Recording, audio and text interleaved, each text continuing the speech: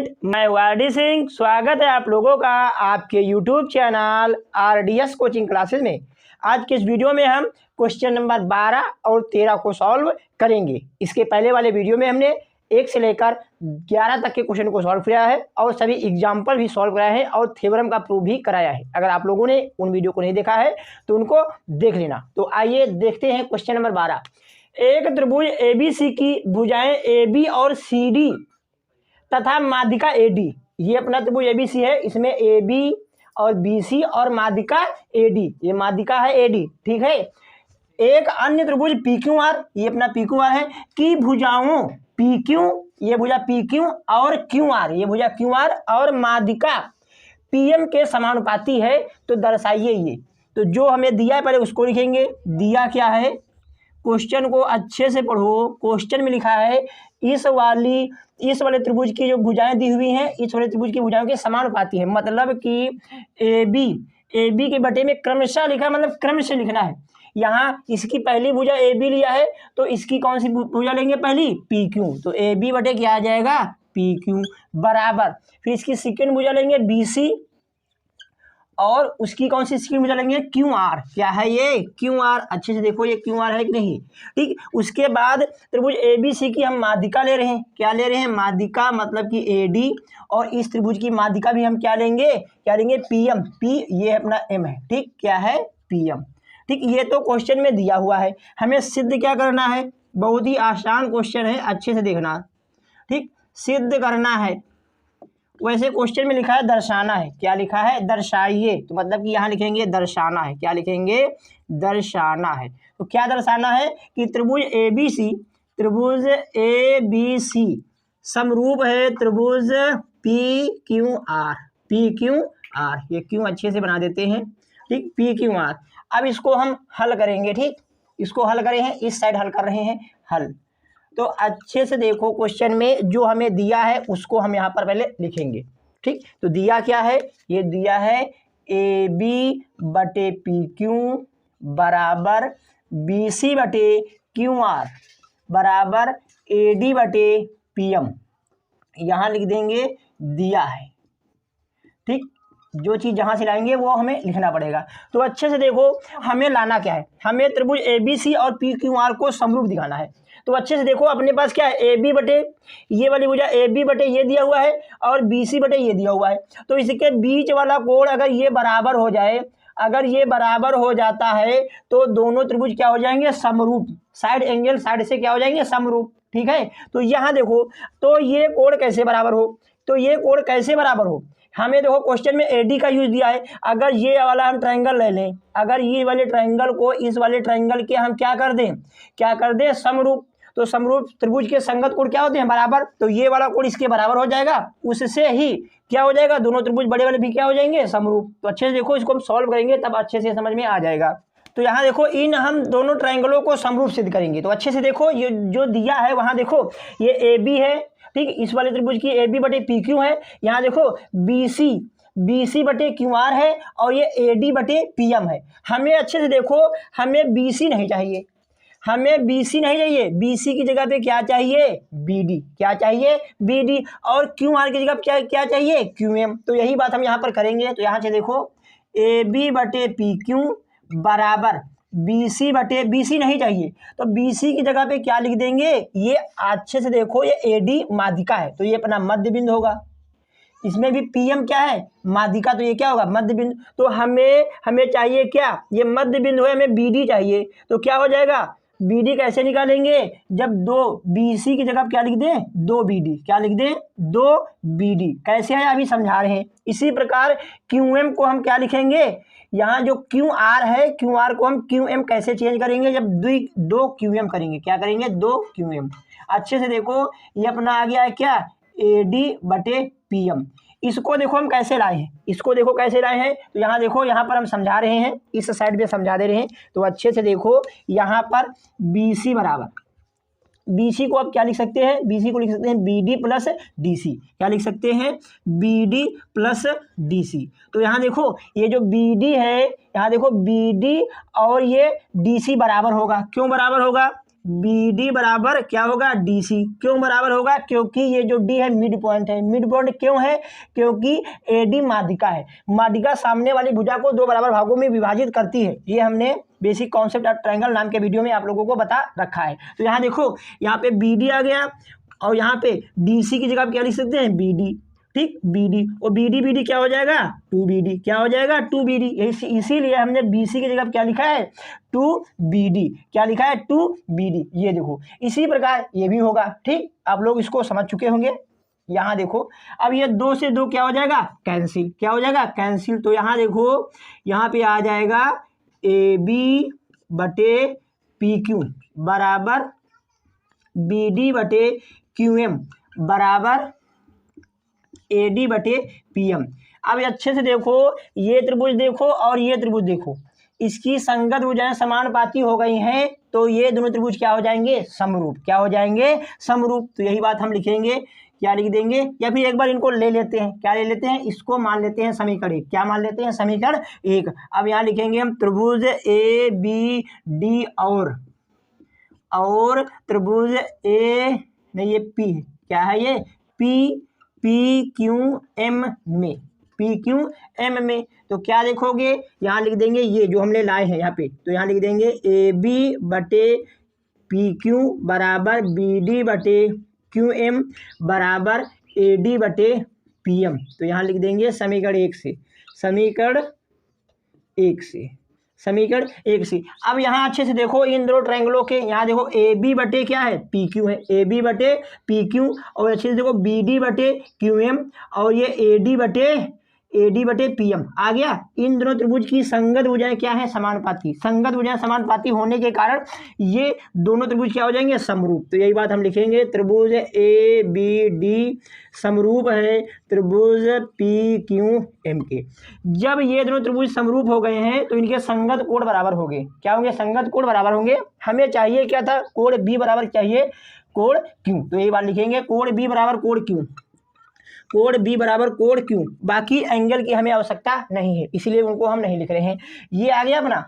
अब अच्छे से देखना, ये कोण, हम कोण B को क्या लिख सकते हैं? कोण B को क्या लिख सकते हैं? कैसे लिख सकते हैं? ऐसे देखो, ABD लिखो, ABD लिखो या फिर ABC। इस रेखा को आगे बढ़ा देंगे, एंगल में कोई फर्क तो पड़ेगा नहीं। इसको क्या लिख सकते हैं? ABC लिखो या फिर ABD। और कोण Q को क्या लिख सकते हैं? Q को PQM लिखो या फिर PQR। क्या लिख देख सकते हो? PQR। ठीक है, या इतना समझ में आया? इतना समझ में आया? ठीक। अब यहाँ देखो, अब क्या करना है? ये अपनी हो गई है इक्वेशन फर्स्ट, इसको मान लेते हैं सेकेंड। क्या मान लेते हैं? सेकेंड। अब हमें चाहिए ये दोनों त्रिभुज समरूप, तो इनको अब हम लेंगे, इनको हम यहाँ पर ले रहे हैं। तो यहाँ देखो लिखेंगे त्रिभुज ABC, त्रिभुज ABC और त्रिभुज ABC और त्रिभुज PQR में, PQR में। तो आप लोग देख ही सकते हैं कि कोण B बराबर हो गया है कोण Q के। ये देखो मिलाए हैं, तो यही बात लिखेंगे। क्या लिखेंगे? कोण B बराबर कोण Q। B को आप लोग कैसे लिख सकते हैं? ऐसे लिख सकते हैं, कोण ABC बराबर है कोण PQR के। ठीक। और उसके बाद अच्छे से देखो, ये जो दिया हुआ है, ये जो दिया हुआ है उससे हम लिख रहे हैं, क्या लिख रहे हैं कि AB बटे PQ बराबर BC बटे QR। BC बटे QR यहाँ पे लिख देंगे दिया है। क्या लिख देंगे? दिया है। ठीक। यहाँ देखो केवल इतना ले रहे हैं, तीनों बराबर हैं, केवल इतना हम ले रहे हैं। अब इन दोनों चीज़ों को अच्छे से देखो, इन दोनों ट्रायंगलों में, तो यहाँ देखो AB बटे PQ, BC बटे QR और इसके बीच वाला एंगल भी क्या है? बराबर है। तो साइड एंगल, साइड से ये दोनों त्रिभुज क्या हो जाएंगे? समरूप। क्या हो जाएंगे? समरूप। तो यहाँ पर हम लिखते हैं, क्या लिखेंगे? त्रिभुज ABC समरूप है त्रिभुज PQR। कैसे आया है? तो यहाँ पे लिखेंगे साइड एंगल, साइड समरूपता। क्या लिखेंगे? समरूपता से। ठीक। अब यहाँ देखो, ये अपना क्वेश्चन हो गया है। आप लोग इस क्वेश्चन को कॉपी करें, फिर हम क्वेश्चन नंबर 13 को सॉल्व करते हैं। अगर क्वेश्चन में कहीं भी डाउट है तो कमेंट करके जरूर बताएं।